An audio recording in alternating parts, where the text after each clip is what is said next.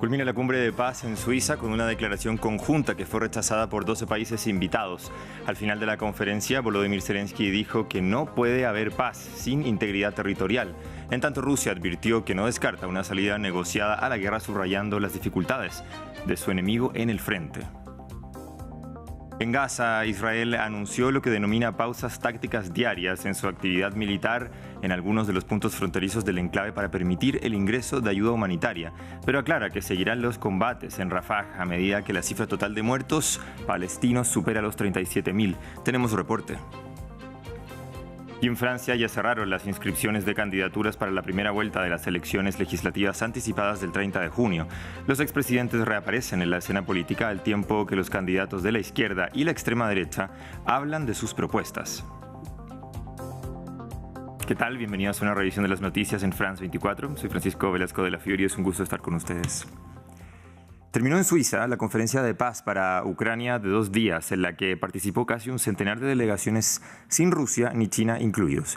Mientras los líderes presentan su declaración final, Moscú dice estar abierto al diálogo, pero con condiciones más temprano. Nuestra corresponsal en Ucrania, Catalina Gómez Ángel, nos habló del contenido de este documento. Bueno, esta declaración que hemos conocido tiene la palabra guerra, de la que se refieren aquellos firmantes. Recordemos que Rusia siempre ha dicho que esto ha sido una operación especial, o así lo ha reiterado desde ese comienzo de esta invasión a gran escala el 24 de febrero de 2022. Hace referencia a la Carta de las Naciones Unidas y a eso que usted mencionaba anteriormente, la integridad territorial de Ucrania. Ucrania ha hablado del retorno de sus fronteras, de estas que se crearon después de la desaparición de la Unión Soviética en 1991, y ahí empiezan a haber dilemas y diferentes opiniones con aquellos que también participaron en esta conferencia. Muchos se preguntan si tendría que pensar Ucrania en esas fronteras que se crearon en el 2014, después de esa primera invasión liderada por esas fuerzas separatistas de esas provincias de Donetsk y de Luhansk, apoyadas por Moscú, y luego recurren a ese plan, a ese de los 10 puntos del presidente Volodymyr Zelensky, del cual solo se analizaron 3 en esta cumbre, que tiene como objetivo empezar ese camino y ese proceso a buscar una paz en Ucrania, y es básicamente la seguridad alimentaria, es decir, esos caminos, esas rutas abiertas en el Mar de Azov y el Mar Negro para poder exportar el grano y todo lo que se produce en Ucrania. También habla de esa seguridad nuclear, y es decir, cómo especialmente esa planta nuclear de Zaporilla pasa y vuelve al control de Ucrania y de la Organización Internacional de Energía Atómica, y también de la necesidad de repatriar esos niños que han sido tomados y llevados y secuestrados por Rusia, y también el intercambio de prisioneros. Este domingo se celebró una pequeña marcha del orgullo en Kiev, en la que soldados y civiles exigieron que se reconozcan los derechos LGBTIQ+ en una conservadora sociedad con herencia soviética. Activistas aseguran que actualmente muchos sufren por no poder tomar decisiones sobre sus parejas heridas o muertas en la guerra contra Rusia, ante la falta de reconocimiento del matrimonio entre parejas del mismo sexo en Ucrania. Andrés Triviño tiene los detalles. Alejados del frente de batalla, cientos de militares y civiles asistieron a la marcha por la igualdad LGBTIQ+ en la capital ucraniana. Dimitro, un veterano de guerra de 32 años, exige que hayan cambios en la conservadora legislación ucraniana. Así como defendía al Estado en mi época, quiero que el Estado defienda mis derechos a la libertad, a la protección, al amor, a ser yo mismo.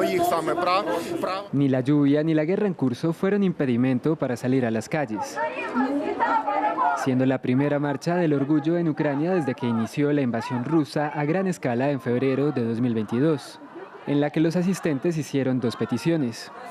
La primera al Estado ucraniano, que garantice la igualdad de derechos para la comunidad y los defensores LGBTIQ+. La segunda al mundo entero, que garanticen la protección y seguridad de todo el país. Exigimos más armas para defendernos de este neo-Hitler de Putin. En 2023, la Asociación Internacional LGBTI clasificó a Ucrania en el puesto número 39 entre 49 países europeos en términos de legislación sobre este tipo, de manera similar que Lituania y Rumanía. En años anteriores, eran usuales episodios de violencia como estos durante las celebraciones del orgullo. Y este año no fue la excepción. Vine acá porque creo que no es momento para estas comunidades diferentes. Ahora no existen. Lo que necesitamos es construir un país fuerte que se adhiera a los valores. Activistas ucranianos buscan reformas legales que permitan que las parejas del mismo sexo tomen decisiones sobre los soldados heridos y para que puedan enterrar a las víctimas de la guerra. Muchos argumentan que esto alejaría más a Ucrania y a Rusia, donde los derechos LGBTIQ+ son inexistentes. Actualizamos ahora las últimas noticias sobre la guerra en Gaza. El ejército de Israel anunció que iniciará pausas tácticas diarias en su actividad militar en Gaza para permitir la entrada de ayuda humanitaria. No obstante, advirtió que la ofensiva en Rafah se mantendrá, según declaraciones oficiales del ejército. Nuestra corresponsal para Israel y los territorios palestinos, Yanira Gómez Muñoz, nos entrega más detalles. El ejército israelí ha anunciado que cada día, desde las 8 de la mañana hasta las 7 de la tarde, cesará sus ataques a lo largo de una carretera del sur de Gaza, con el propósito, ha dicho, de permitir la entrada de una mayor cantidad de ayuda humanitaria. Para ser más precisos, esta medida, que el ejército ha denominado de pausa táctica, ya se estaría aplicando desde ayer, desde el paso de Kerem Shalom, en el área de Rafah, hasta el hospital europeo próximo a Han Yunis, siguiendo la ruta de Salahedin. No obstante, esta afirmación militar tiene matices, pues además de tener que ser verificada a diario, no desarrolla cómo será la coordinación con la ONU y las agencias o cómo se hará para llevar la ayuda al resto de la franja, mientras los enfrentamientos y los ataques siguen, ya que la medida solo los frenaría en este tramo que es estrecho.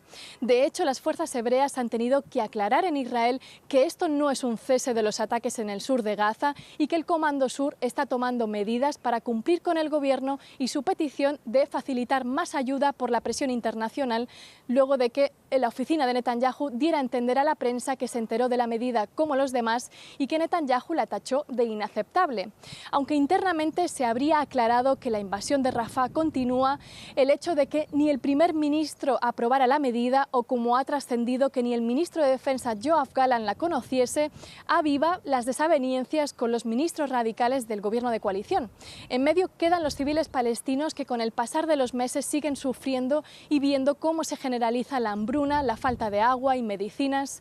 El órgano militar israelí encargado de esta ayuda afirma que no hay restricción alguna para los camiones y que del 2 de mayo al 13 de junio entraron 201 por día.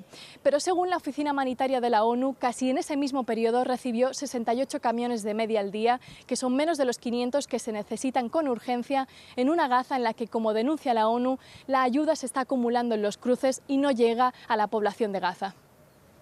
Musulmanes de todo el mundo celebran este domingo el Eid al-Adha, en el que los fieles sacrifican tradicionalmente corderos para conmemorar el sacrificio de Abraham. Pero para los palestinos no hay ánimos ni recursos para celebrar, con la guerra en Gaza siendo parte del día a día. También conocida como la fiesta del sacrificio, es la jornada más importante para los más de 1.300 millones de musulmanes.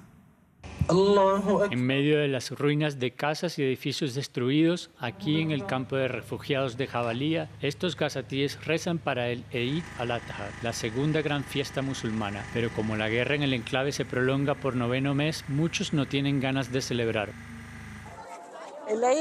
Este Eid es completamente diferente. Hemos perdido a mucha gente, hay mucha destrucción. Normalmente llegamos a las oraciones del Eid animados, con sonrisas, por todas partes en las calles. Este Eid he venido a las oraciones de Eid llorando, he perdido a mi hijo.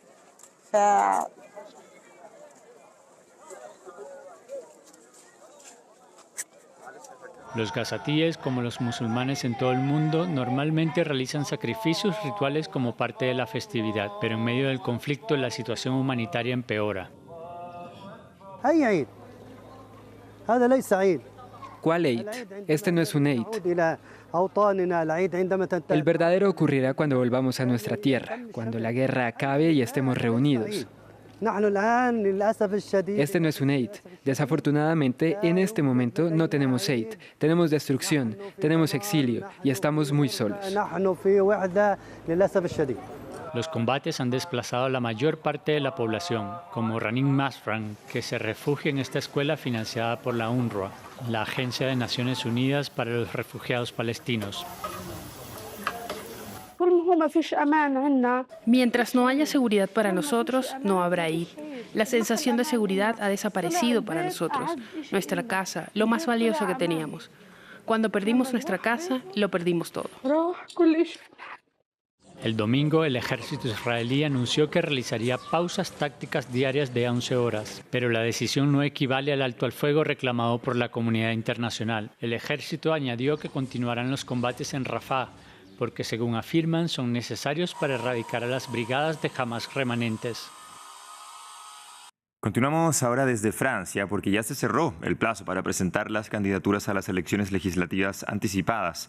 En plena campaña, las figuras de la izquierda y de la extrema derecha hablan de sus reformas y de las posibilidades de liderazgo en caso de victoria en los comicios.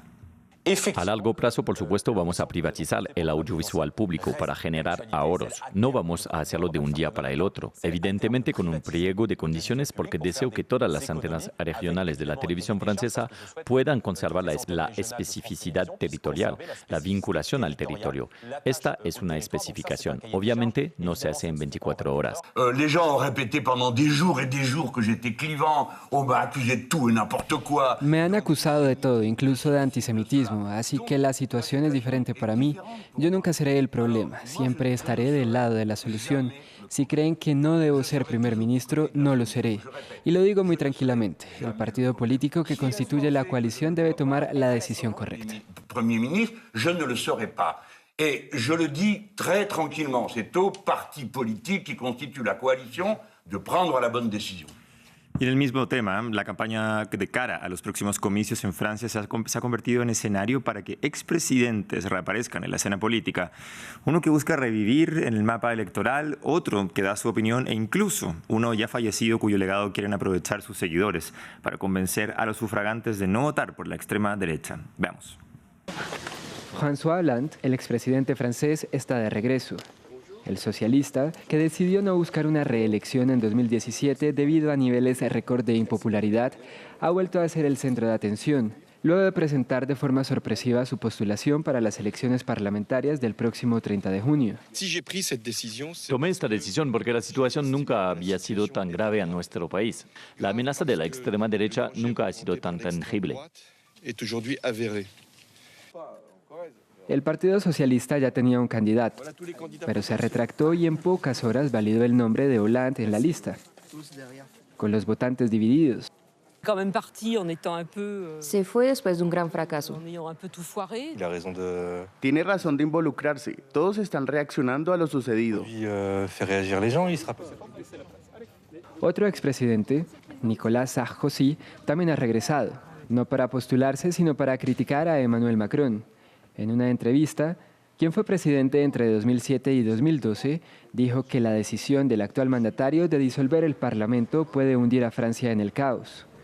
Mientras tanto, el hombre que fue el líder del Partido de los Republicanos criticó al presidente de ese partido, Éric Ciotti, por formar su pacto con la extrema derecha. Ser el socio menor de la agrupación nacional no es una ambición, es una forma de darse por vencido. Mientras que un difunto presidente todavía parece tener impacto en la campaña. Jacques Chirac recientemente ha resurgido mediante videos en redes sociales en los que se advierte contra una alianza con la extrema derecha.